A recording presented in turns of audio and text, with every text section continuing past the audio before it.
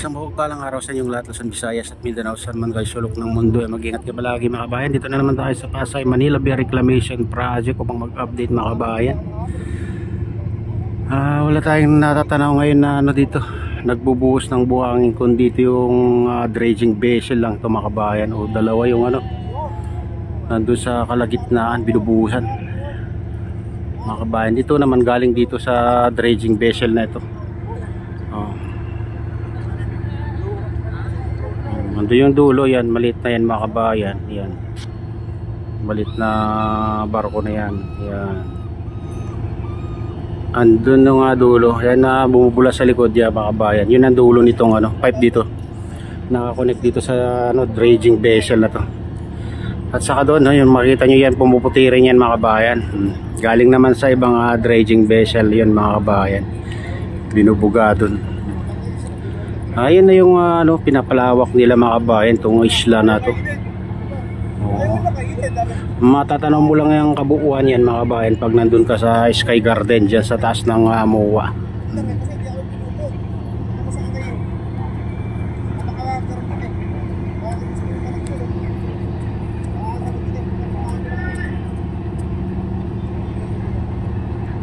Ayan, malayo lang oh. Layo mga kabayan.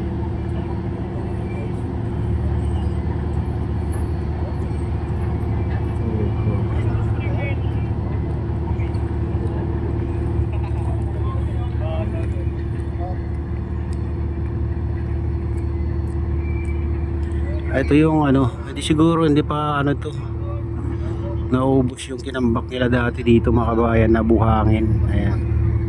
Kasi dati dyan may isla dyan mga kabayan. Hanggang doon sa kalagitnaan ay kadugtong ng ano dati isla dito mga kabayan. Dyan naman ano, mayroon na rin na ano dyan isla mga kabayan, nandun yung dredging vessel, baka ililipat din yung ano dun, itinambak. Kasi dito yung nakita natin dyan sa likod ng dredging vessel na mga kabayan, baka idudugtong nila ito, itong island na to, yung malaking island na yan, yung pinakamalaking island, baka idudugtong dun sa kalagitnaan sa likod ng ano, dredging vessel na yan.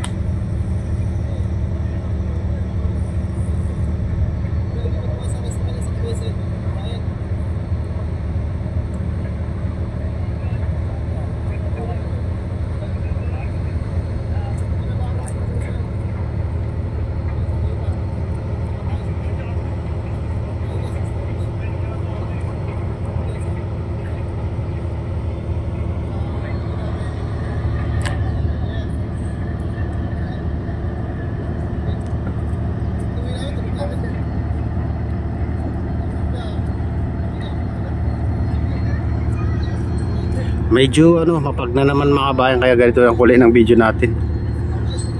Maulap. Masla dito sa bandang Cavite. Parang nagbabadyang umulan. Dito naman sa bundok ng ano, Bataan mga kabayan, hindi maalos di makita. Maninaw mga ano.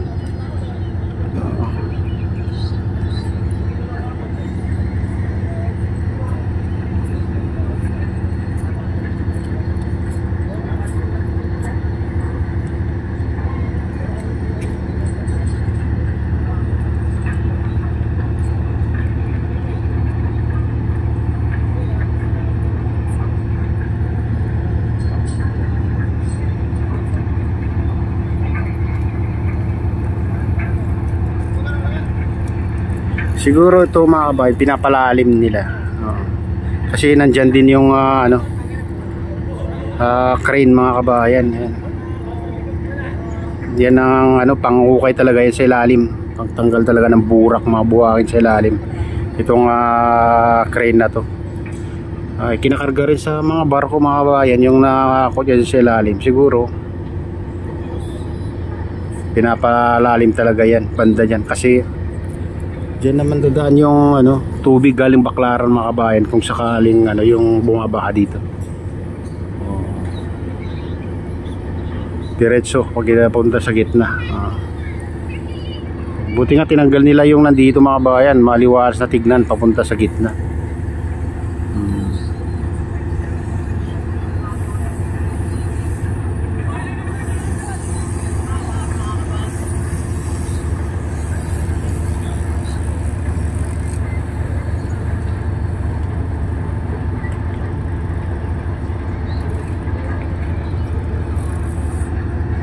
Gumanda ng view simula nung natanggal yung dito, isla dito mga kabayan.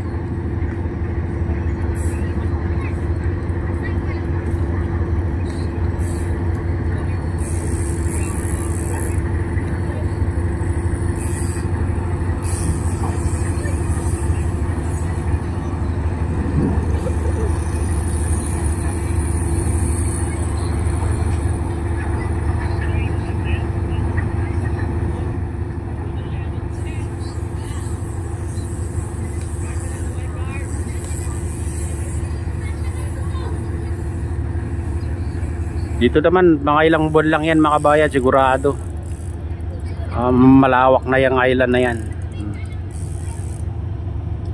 Kasi dyan lagi yung binubuusan ngayon. Kasi sa gitna naman na mga kabayan, di naman natin nakikita yung tinatambakan nila sa gitna. Itong unang tinambakan nila.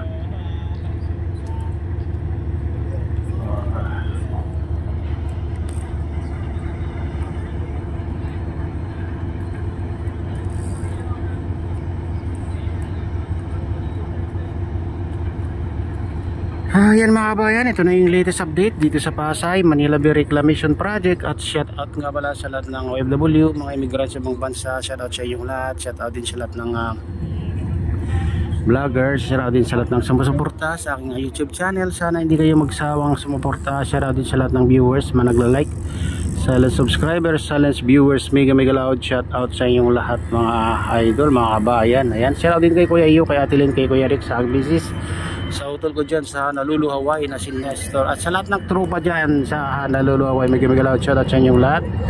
At shout out din kay Kadeo Official, kay Kuya Fred, kay Kuya AD, ayan sa Gubang Baykada. Ayan, shout out sa inyong lahat mga idol. Ayan, shout out din kay Mamaan, kay Idol Pablito, kay Victor Vlogs, ayan, kay Ma'am Jasmine at kay Ma'am Princess Priya, kay Woptor, kay Sherbal Ayala, kay Maki TV. Ayan, shout out sa inyong lahat mga idol. Kay Do Vlog, ayan, shout out sa inyong lahat. At pagpalain na ng Diyos, ingat kayo palagi. God bless sa salubay.